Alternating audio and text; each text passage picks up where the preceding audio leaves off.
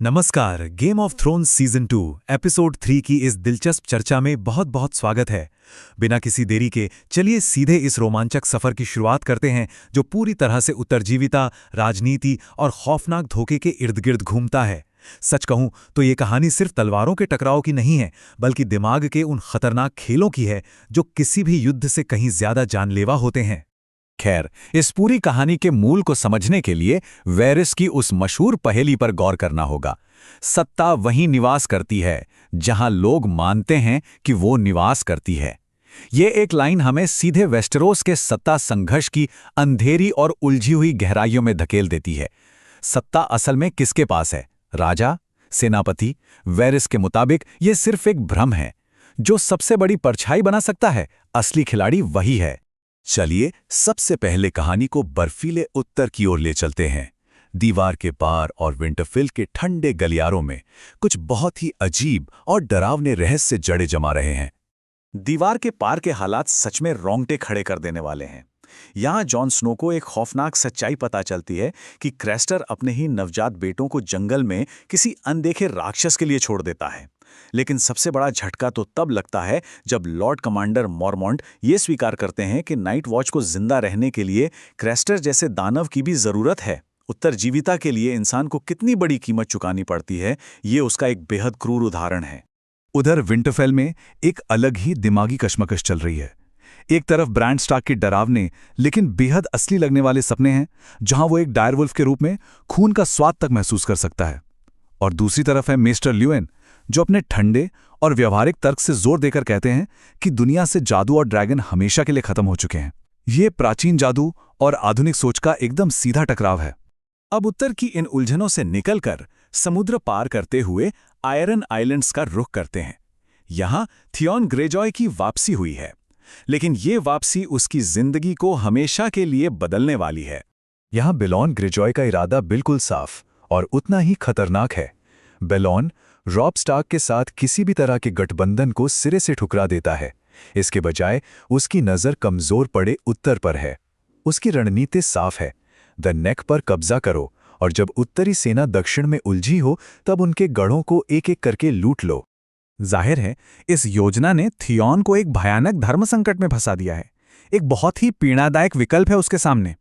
क्या वो अपने उस भाई रॉब स्टार्क के प्रति वफादार रहेगा जिसके साथ वो पला बड़ा है, या फिर वो अपने क्रूर जैविक परिवार और खून के रिश्ते को चुनेगा जिसने उसे सालों तक त्याग कर रखा था?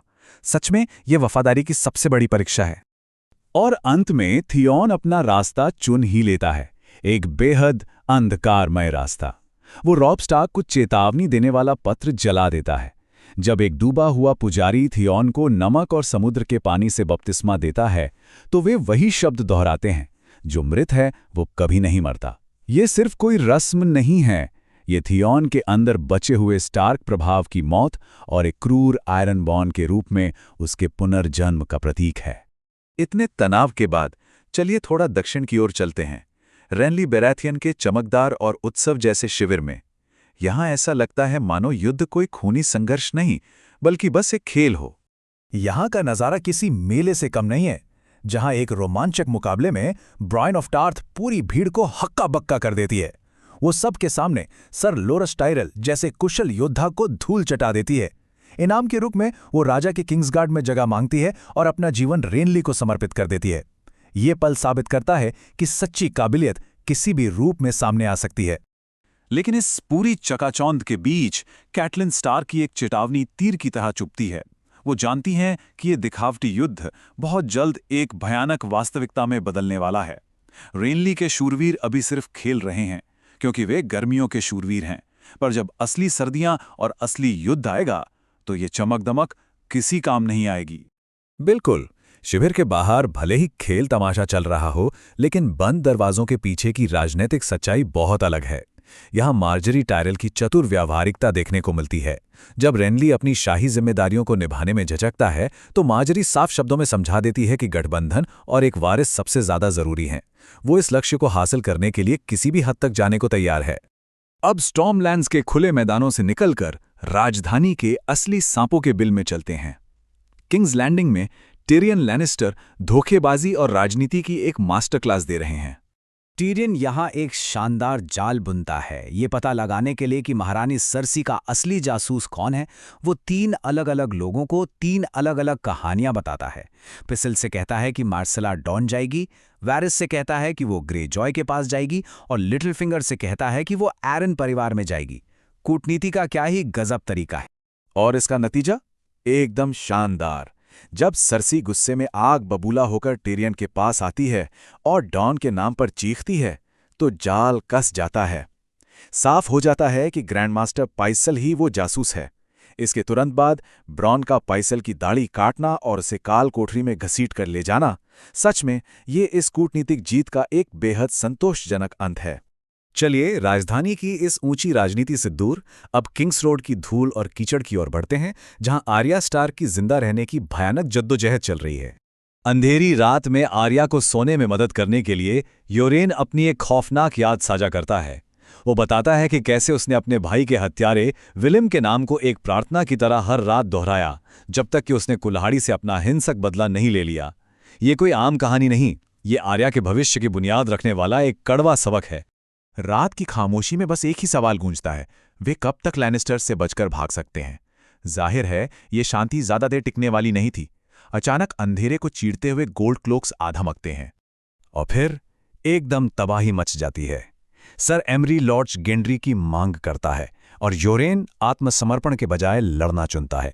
इस अफरा तफरी और तेज रफ्तार लड़ाई में योरेन अपनी आखिरी सांस तक लड़ता है। इसी बीच आर्या गजब की बहादुरी दिखाते हुए जैकन हगार और उसके साथियों को जिंदा जलने से बचा लेती है। सच में इस अफरा तफरी में आर्या का दिमाग बिजली से भी तेज चलता है। लोमी की बेरहमी से हत्या के तुरंत बाद जब एमरी लॉर्च गेंड्री के बारे में पूछता है तो आर्या बहुत ही चालाकी से गेंड्री के बैल वाले हेलमेट के ठीक बगल में पड़े लोमी के शव की ओर इशारा कर देती है। वो सैनिकों को यकीन दिला देती है कि जिसे वे ढूंढ रहे हैं वो पहले ही मारा जा चुका है। ये आर्या के तेजी से सीखते दिमाग का बेहतरीन सबूत है।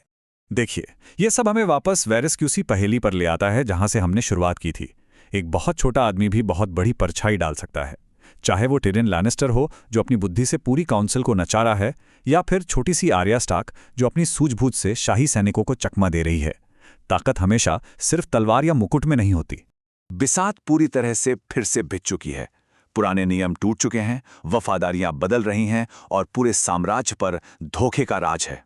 तो सवाल ये उठता है कि सत्ता वास्तव में किसके हाथ में है? जो इसे ताकत से छीनना चाहते हैं या वो जो परछाइयों में रहकर चाले चल रहे हैं? इस चर्चा में साथ रहने के लिए धन्यवाद। अगली बार फिर से इस बिसात की कुछ नई चालों को समझने के लिए तैयार रहिएगा।